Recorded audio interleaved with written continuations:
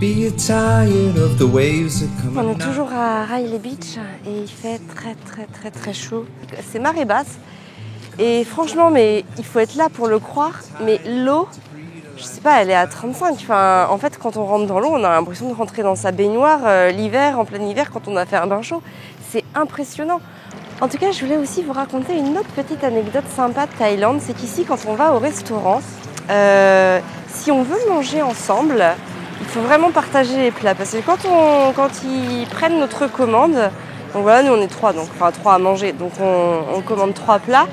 Ils arrivent vraiment, mais les uns après les autres. Vous savez, en France, en général, ils essayent de servir les tables ensemble. Là, non, ils servent une fois qu'un plat est prêt, ils l'envoient. Et si l'autre doit arriver 10 minutes plus tard, il arrive 10 minutes plus tard. Donc en fait, ce qui se passe, c'est que on partage nos plats maintenant avec Fabien. Comme ça nous permet de manger ensemble. Et vous voyez, c'est marrant parce qu'on pourrait très bien être énervé, se dire « Oh, c'est dommage, on mange pas ensemble ».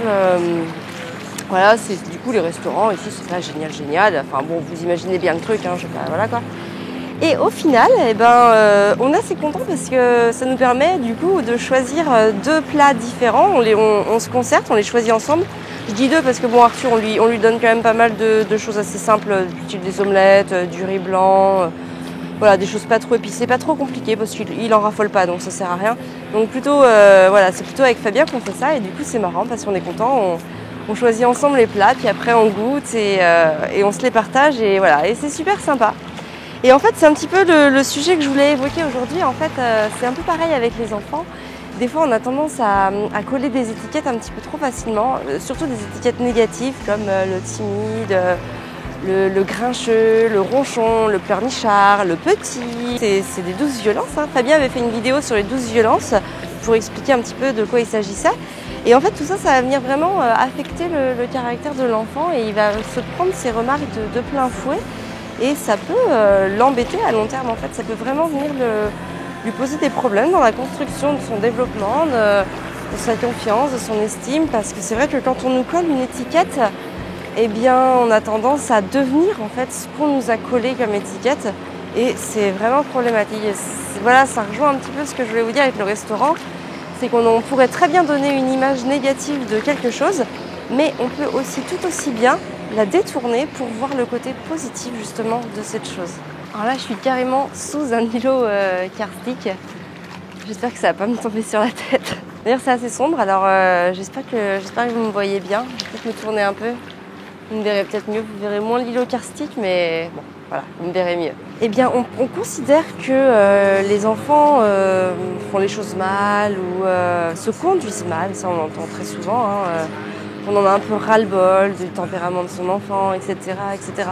Le mal est quand même une notion adulte. C'est-à-dire un enfant ne va pas penser à faire mal parce qu'il n'en a tout simplement pas conscience. Alors après, tout dépend jusqu'à quel âge, évidemment, mais je parle d'un enfant là dans sa première enfance, jusqu'à 5-6 ans. Faire le mal pour lui, c'est pas quelque chose d'inné. C'est plutôt. Par contre, oui, il va tester des choses, il va vouloir faire ses propres expériences. Il ne faut pas penser que c'est pour faire mal ou que c'est pour embêter les parents, parce que c'est vraiment faire le mal, faire quelque chose de mal, vouloir le mal, c'est vraiment une notion d'adulte. Et en tout cas, à mon sens, les enfants n'ont pas cette notion-là. C'est vraiment nous qui transformons la réalité. Toujours comme cet exemple du restaurant tout à l'heure, on prend les faits et on les négative, j'ai envie de dire. Et voilà, je sais que c'est important de toujours essayer de voir le positif dans ce qui est entrepris, dans ce qui est fait. Ça change la vie, ça change le quotidien. Nous, on essaye vraiment de le faire. C'est quelque chose de relativement nouveau parce qu'avant la naissance d'Arthur, on n'était pas forcément comme ça. Mais on a vraiment pris un nouveau pli, une nouvelle façon d'envisager les choses depuis sa naissance.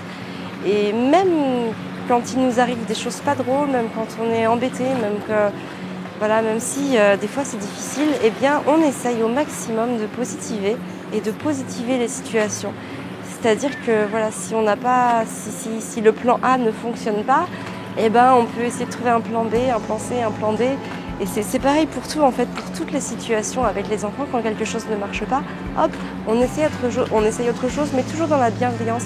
Et surtout, essayer de s'enlever de l'esprit que nos enfants font quelque chose de mal ou pour nous embêter parce que Dans la plupart des cas, c'est pas le cas, tout simplement parce qu'ils n'en ont pas conscience. Voilà, donc je vais aller retrouver mes petits loulous maintenant que j'ai été faire ma petite promenade. Gaspard est réveillé et puis Arthur construit un super château de sable.